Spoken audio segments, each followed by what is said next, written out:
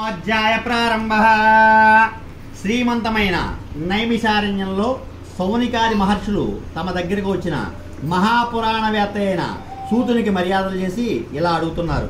పౌరాణిక శేఖర, మానవులు కోరిన ఇహలోక పరలోక మందలి సౌఖ్యాలు ఏ వ్రతం చేస్తే లభిస్తాయి, ఏ తపం చేస్తే లభిస్తాయి, అదంతా కూడా మాకు చెప్పండి స్వామి అని కోరగా సూతుడు ఇలా చెప్తూ ఉన్నాడు. మీరు అడిగిన ప్రశ్నే ఒకప్పుడు దేవర్షి అయిన శ్రీమన్నారాయణుడు అడిగాడు. ఆయన నారదుడికి చెప్పిన దాన్నే మీకు చెప్తున్నాను వినండి. ఒకానొకప్పుడు నారద మహాముని లోకాలను అనుగ్రహించి కోరిక గలవాడై వివిధ లోకాలు తిరుగుతూ భూలోకానికి కూడా వచ్చాడు. అక్కడ తాము చేసిన కర్మలచే నానా దుఃఖాలు అనుభవిస్తూ అనేక జన్మలెత్తుతున్న ఈ జనాల్ని చూచి ఏ ఉపాయము చేత వీరు దుఃఖము తొలుగునా అని చింతించి సర్వలోక పరిపాలకుడు శ్రీహరి నివసించే వైకుంఠానికి వెళ్ళాడు. అక్కడ తెల్లని శరీరకాంతి గలవాడై, 4 భుజాలు గలవాడై, శంఖము చక్రము గద పద్మము వనమాల వీనిచే అలంకరించుకున్నవాడై ఉన్న శ్రీమన్నారాయణ చూచి స్తుతించడం ఆరంభించాడు. మాటలకును మనస్సుకు అందని రూపం గలవాడు, సృష్టి స్థితి లయ చేయు అనంత శక్తి గలవాడువు, పుట్టుట పెరుగుట నశించుట లేనివాడవు, మొదట సత్వరజస్తమో గుణాలు లేనివాడవైన సృష్టి వ్యవహారాల్లో త్రిగుణాలు గలవాడువు, అన్నింటికీ మొదటవాడు స్వామి, భక్తుల బాధలు తీర్చేవాడవు, నీకు నమస్కారం స్వామి అని చెప్పేసి నారద మహాముని ఇలా స్తోత్రాన్ని చేస్తూ ఉన్నాడు.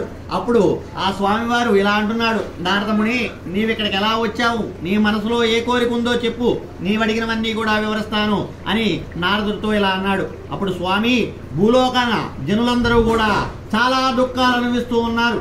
మృగ పశు పక్షి మనుష్యాది అనేక జన్మలెత్తుతున్నారు.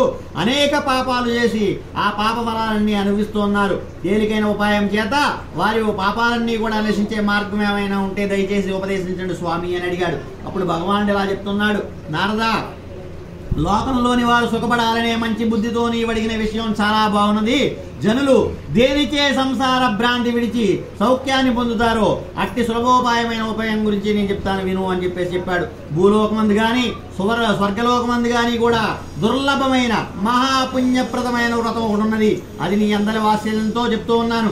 అది ఏ శ్రీ సత్యనారాయణ స్వామి వ్రతము. దాన్ని విధి విధానంగా ఆచరించిన వాడు ఈ లోకములో సమస్త సౌఖ్యాలు అనుభవించి ఆ పైన ముక్తిని పొందుతారని చెప్పగా, స్వామి ఆ వ్రత విధానం ఏమిటి, ఆ వ్రతం ఎప్పుడు చేసుకోవాలి, దాన్ని చేయగా వచ్చే ఫలితం ఏమిటి, పూర్వం ఎవరైనా చేసి ఫలితాలు పొందారా అన్నీ కూడా అడిగాడు. వివరంగా చెప్పండి స్వామి అని అడిగాడు. అప్పుడు భగవానుడు ఇలా చెప్తున్నాడు, ఆ వ్రతము ప్రజలు కష్టాల్లో ఉన్నప్పుడు కానీ, విచారాల్లో ఉన్నప్పుడు కానీ, ధనధాన్యాలు లేనప్పుడు కానీ, సంతానం లేనప్పుడు కానీ, సౌభాగ్యాన్ని కలగడం కోసం కూడా సమస్త కార్యాలందు కూడా ఈ వ్రతాన్ని చేసుకోవచ్చు. ఈ వ్రతం ఎప్పుడు చేయాలి అనగా మాఘమాసమును కానీ, వైశాఖ మాసమును కానీ, కార్తీక మాసమును కానీ, మరియు ఏ శుభదినం పైన కూడా ఈ వ్రతాన్ని చేసుకోవచ్చు. అలాగే దారిద్ర్యం కలిగినప్పుడు కానీ అవి తొలగిపోవాలంటే చక్కగా సంకల్పించుకుని ఈ వ్రతాన్ని ఆచరించుకోవాలి. భక్తుని శక్తి బట్టి ప్రతి మాసమందు గాని సూర్య సంక్రమణ దినమును గాని సత్యనారాయణ వ్రతం చేసుకోవాలి. పొద్దున్నే లేచి దంత దావనాది కాలకృత్యాలు స్నానాది నిత్యకర్మలు ఆచరించి భక్తుడిలా వ్రత సంకల్పం చేసుకోవాలి. దేవుణ్ణి ప్రార్థించాలి, ఓ స్వామి నీకు ప్రీతి కలుగుటకై సత్యనారాయణ స్వామి వ్రతం చేస్తున్నాను, నన్ను అనుగ్రహించము స్వామి అని చెప్పేసి సంకల్పించుకోవాలి. అలాగే మధ్యాహ్నం సాయంకాలం కూడా స్నానం చేసి ప్రదోషకాలం దాటిన తర్వాత స్వామివారిని పూజ చేసుకోవాలి. పూజాగృహంలో ప్రవేశించి తలశుద్ధికై ఆ చోట గోమయంతో అలికి పంచవర్ణాల ముగ్గులు పెట్టుకోవాలి. ఆ ముగ్గులపై అంచులున్న కొత్త బట్టలను పరిచి బియ్యం పోసి మధ్యలో వెండిది కానీ రాగిది కానీ ఇతడిది కానీ కలశాన్ని స్థాపించుకోవాలి. పేదవారైతే మట్టి పాత్రలో కూడా ఉంచుకోవచ్చు, కానీ శక్తుండి లోపం చేసుకోవద్దు. కలశంపై మరలా అంచులున్న కొత్త వస్త్రాన్ని ఉంచి ఆపై స్వామిని నిలిపి పూజించుకోవాలి. 8 బంగారంతో గాని చక్కగా వెండితో గాని స్వామివారిది చక్కగా ప్రతిమ చేయించుకుని పంచామృతాలతో శుద్ధి చేసి మండపంలో ఉంచుకోవాలి. గణపతి, బ్రహ్మ, విష్ణువు, శివుడు, పార్వతి అని పంచలోక బాలకులను ఆదిత్యాది నవగ్రహ దేవతలను కూడా వీరందరినీ కూడా ముందుగా ఆవాహనం చేసుకుని పూజించుకోవాలి. కలశాన్ని పూజించుకోవాలి. చక్కగా అన్ని నవగ్రహాలకు కూడా చక్కగా పూజ చేసుకుని ఏ స్థానంలో ఆ స్థానంలో పూజని ప్రవేశపెట్టాలి. ఆ తర్వాత సత్యదేవుని కలశం స్థాపించుకుని బ్రాహ్మణ, క్షత్రియ, వైశ్య శూద్రులైన 4 వర్ణాల వారు కూడా స్త్రీలు కూడా ఈ వ్రతాన్ని చేసుకోవచ్చు. బ్రాహ్మణ ద్విజులు కల్పోక్తి ప్రకారంగా వైదిక పురాణ మంత్రాలతోనూ మిగతా కులస్తులంతా కూడా పురాణ మంత్రాలతోనూ స్వామిని పూజించుకోవచ్చు. మనుషుడు భక్తి శ్రద్ధలు గలవాడై ఏ రోజైనా కూడా పగల ఉపవాసం ఉండి సాయంకాలాన సత్యనారాయణ స్వామి వ్రతాన్ని చేసుకోవచ్చు.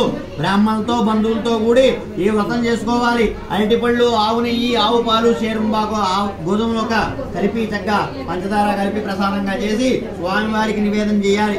బంధువులతో కూడి సత్యనారాయణ స్వామి వ్రతకి వ్రతం తిని బ్రాహ్మణులకు దక్షిణ తాంబూలాలు ఇచ్చి వారికి బంధువులు కూడా భోజనం పెట్టి స్వామివారి ప్రసాదాలను స్వీకరించాలి. స్వామికి నృత్య గీతాది మహారాజోపచారాలు అర్పించి తాము కూడా భుజించాలి. నదీ తీరమున ఇలా వ్రతం చేసుకున్నచో స్వామిని స్మరిస్తూ స్వగృహానికి చేరాలి. ఇలా సాంగంగా భక్తి శ్రద్ధలతో వ్రతం చేసిన వారికి కోరినవన్నీ కూడా సిద్ధిస్తాయి. విశేషించి కలియుగంలో సర్వార్థ సిద్ధికి కూడా ఇది సులభమైన ఉపాయము, దీన్ని మించింది ఏదీ లేదు అని శ్రీమన్నారాయణుడు నారదుడికి ఉపయోగించాడు. ఇలా 1వ అధ్యాయం కింద మనకి చెప్పబడింది. జయ బోలో రమా సహిత సత్యనారాయణ స్వామికి జయ.